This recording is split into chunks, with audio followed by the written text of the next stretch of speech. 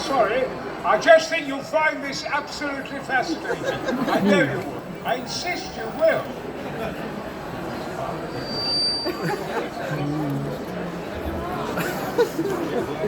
Sorry to keep...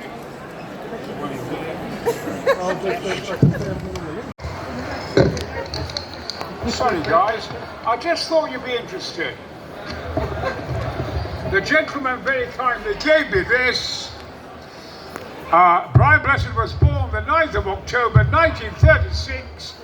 He has had a very interesting life. Fill the gaps.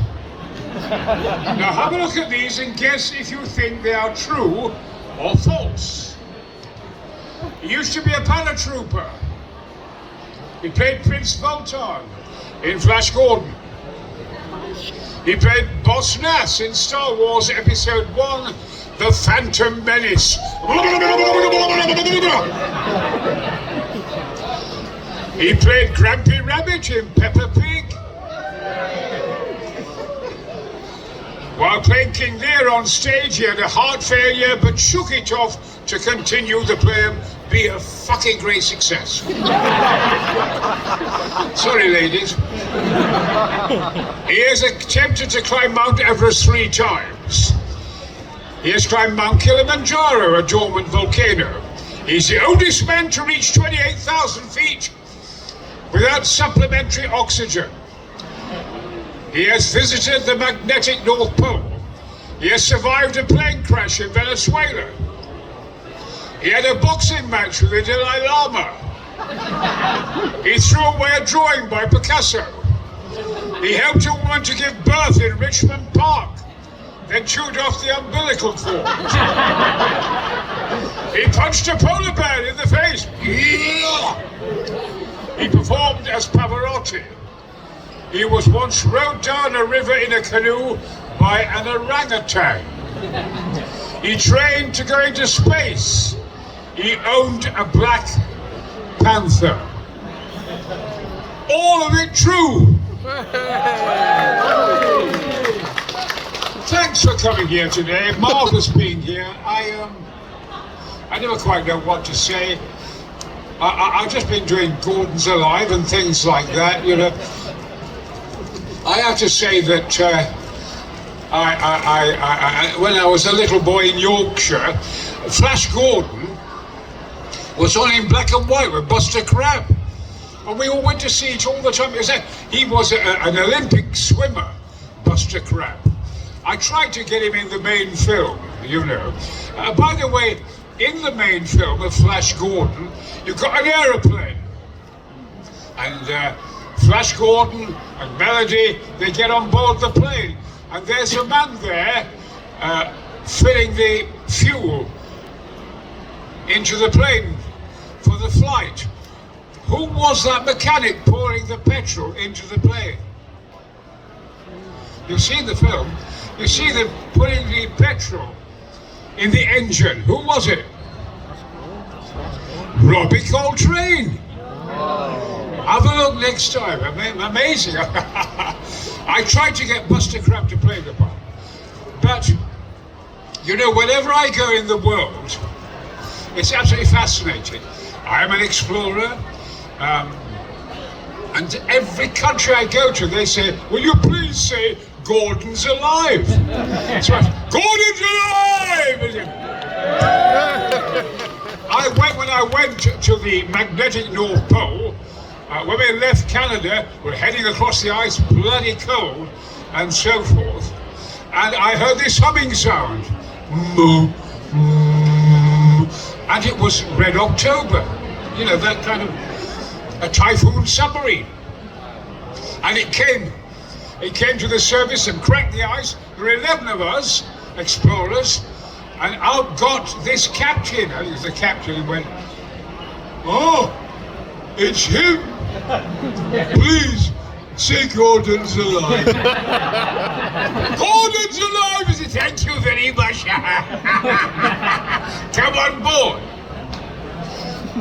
Kilimanjaro. I was doing Kilimanjaro, the Heim Glacier. I was going up it. And I came across a Maasai chief, and I was going up it. You know, he went, oh, Jumbo Bwana, it's him. Please say Gordon's alive. Gordon's alive! I couldn't believe it. And everywhere I've gone throughout the world, I mean, Asia, Mount Ararat, the South Pole, everywhere, everyone wants me to say Gordon's alive. It's a universal kind of exclamation. I was astonished the other day. That there was the Sky Arts programme. Now it's full of some of our greatest critics. They really are formidable, aren't they? They really are terrific. And they were all saying they were judging Flash Gordon. You know, when it first came out, they criticised it so badly. And then it started to be light. And these three critics on Sky Arts were brilliant. So, well, we feel the music is wonderful, the scenery is wonderful, the acting's wonderful, and it's a masterpiece. And I couldn't believe that these critics would be saying that. They judged it as the greatest film ever made. And I agree! It's a bloody marvellous film with all that. I mean, that sequence where we attacked rocket ship Ajax, the fighter ranger was ill. He was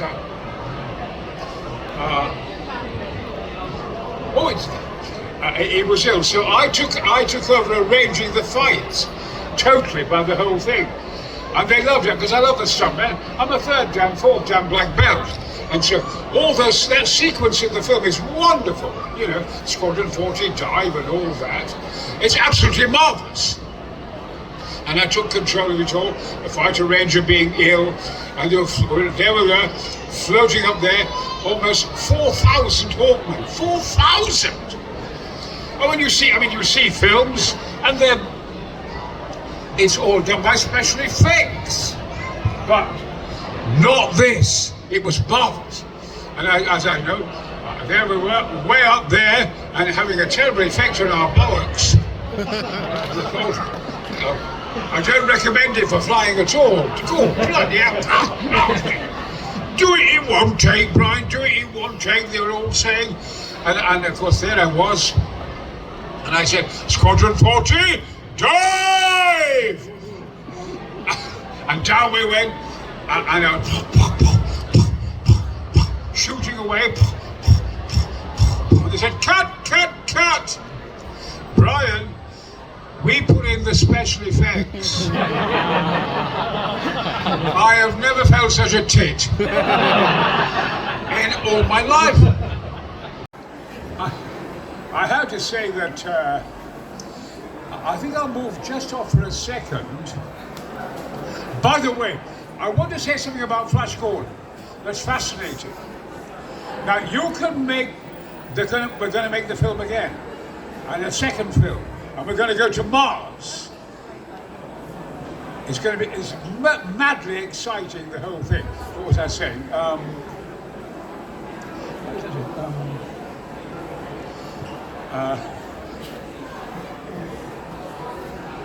So I'm going to say about Flash Gordon himself. Now you can see Tom Cruise. You see Tom Cruise, he looks marvelous. He's handsome. Any of the American stars, young stars, they're very handsome, you know. But you can have the camera on their faces and they look sinister. They all have something on their face that's not quite pure.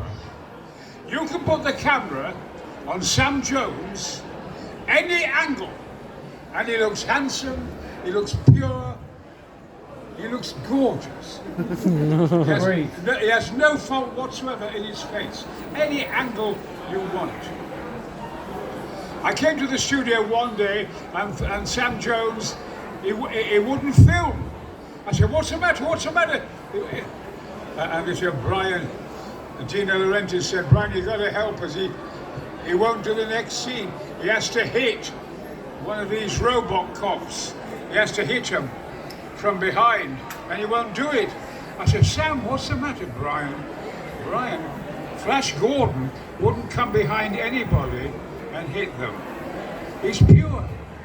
He can't do that. Flash Gordon can't do it. So I thought, oh Christ. Book of shit, as my brother used to say.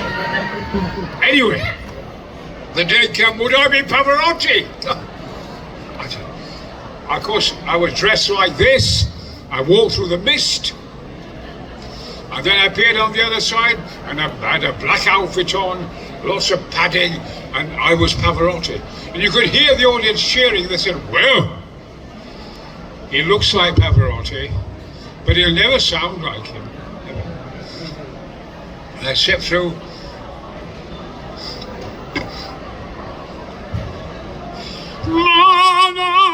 Cielo, che bello in me, oh solo mio, sta di fronte a te, oh sole mio, sta di fronte a te, sta di fronte a te. And I won.